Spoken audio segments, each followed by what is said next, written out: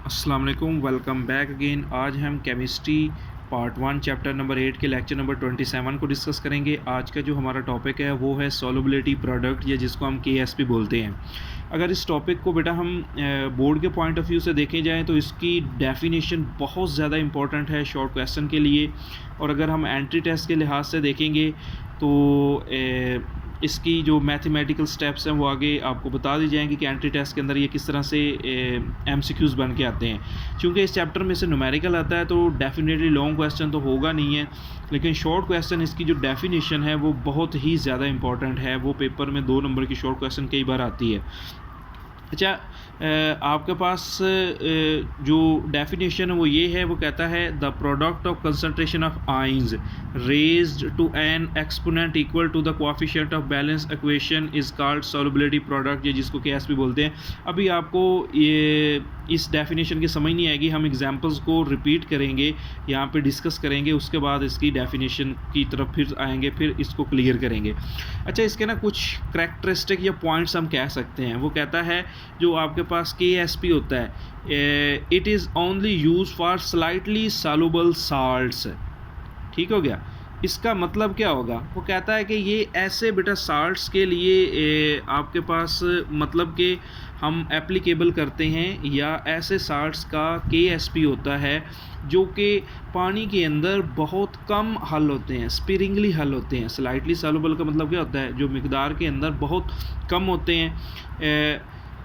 उसमें कुछ ऐसे साल्ट्स की मैंने यहाँ पे नीचे एग्जांपल लिखी है, PbF2 AgCl CF2 Ag2 CrO7O4। ये ऐसे साल्ट्स हैं जो पानी के अंदर बहुत ही कम मिकदार के अंदर हल होते हैं, जिसे हम वीक इलेक्ट्रोलाइट का नाम भी देते हैं। तो वो कहते, ये पहला एक एमसीक्यूज़ होता है एंट्री टेस्ट का, कि आपके पास केएसपी याद रख लें हमेशा उन साल्ट्स की होती है जो कि पानी के अंदर स्लाइटली या स्पिरिंगली या बहुत कम हल होते हैं। नंबर 2 आपके पास वो कहता है कि ये आपके पास जो केएसपी होता है, ये सॉल्युबिलिटी प्रोडक्ट होता है, ये टेम्परेचर डिपेंडेंट होता है। टेम्परेचर डिपेंडेंट का मतलब क्या होता है कि टेम्परेचर बढ़ाने से इसकी वैल्यू भी क्या हो जाती है? चेंज हो जाती है। मतलब टेम्परेचर चेंज करने से केएसपी की वैल्यू भी क्या हो जाएगी? चेंज हो जाएगी। उसके बाद बेटा वो कहता है कि it has a very small value at room temperature. अब इसकी जो रूम टेम्परेचर पे बेटा जो वैल्यूज़ आती है ना, वो 10 टू रेज पावर माइनस के अंदर आती हैं। मीन्स आपके पास 10 टू रेज पावर -36 हो गया, 10 टू रेज पावर -14 हो गया। तो इस तरह से ना एक बहुत छोटी वैल्यू होती है जिसे काउंट करना बड़ा मुश्किल सा होता है। तो ये 3 प्रॉपर्टीज़ हैं केएसपी की। अगर शॉर्ट क्वेश्चन बेटा पेपर में आता है, आपको डेफिनेशन और ये तीनों पॉइंट्स लिखने होते हैं, फिर आपको 2 नंबर मिल जाएंगे। अब डेफिनेशन क्या है वो मैं आपको समझाता हूँ।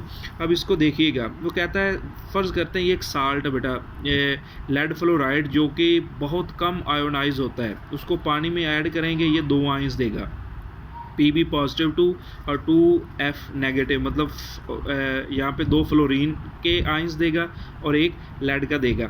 अब ये कम आयोनाइज होने का मतलब है कि मिसाल के तौर पे इसके 1000 मालिक्यूल्स से बेटा 1000 में से 2 मालिक्यूल्स लेड के बने हैं और 2 मालिक्यूल्स बेटा किसके बने हैं? वो कहता है आपके पास इसके हमारे पास फ्लोराइड के आयंस बने हैं। अब इसकी एग्जांपल समझने के लिए ऐसे है जैसे आटे के अंदर नमक होता है। ठीक हो गया। अब देखो आटा इतना ज़्यादा हो तो उसमें हम थोड़ा सा नमक डालते हैं, या हम इसकी एग्जांपल इस तरह से ले सकते हैं कि एक आपके पास क्या होता है कि एक पूरा तालाब है, तालाब के अंदर हमने 4-5 पत्थर फेंक दिए हों, वो उसके ना होने के बराबर होगा। तो इसकी आयोनाइजेशन भी बिल्कुल ऐसे होती है जैसे आटे में नमक।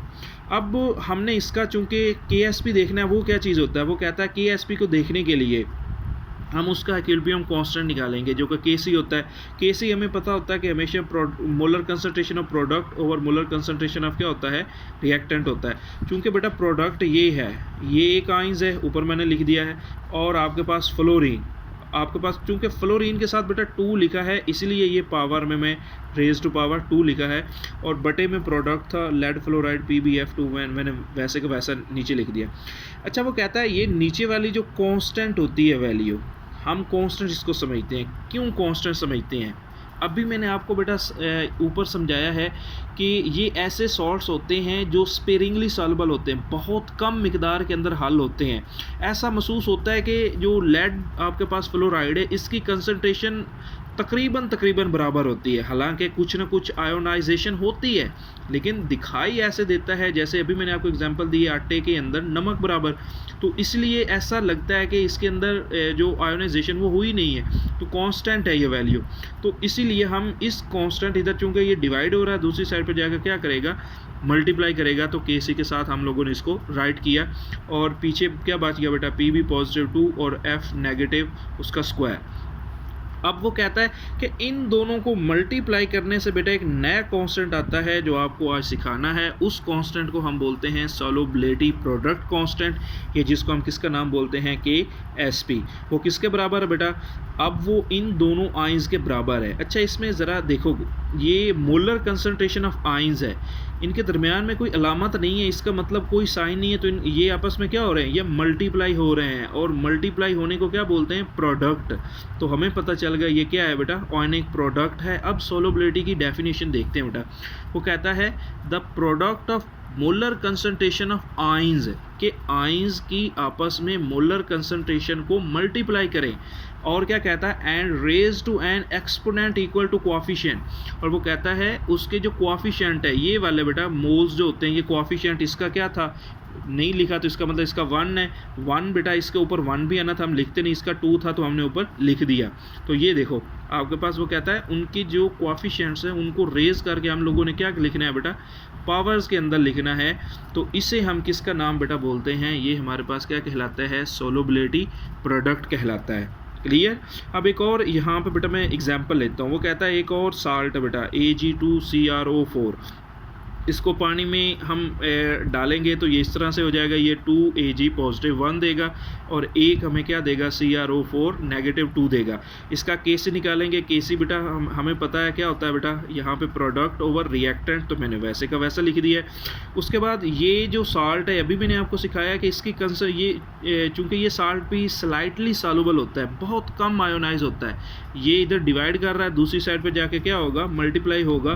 तो इन दोनों को मल्टीप्लाई करके इस साल्ट का KSP आएगा। KSP किसके बराबर बनेगा, तो आपके सामने लिखा हुआ है कि ये आपके पास किसके बराबर है, the product of molar concentration of ions raised to an exponent equal to the coefficient from the balance equation. ये देखो बैलेंस इक्वेशन से बेटा मैंने सारा लिखा है।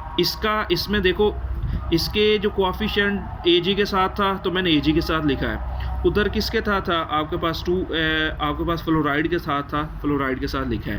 तो होप आप लोगों को समझ आ गई होगी। पेपर के पॉइंट ऑफ व्यू से बेटा ये इसकी डेफिनेशन यहाँ तक ही आपको शॉर्ट क्वेश्चन में लिखना होता है।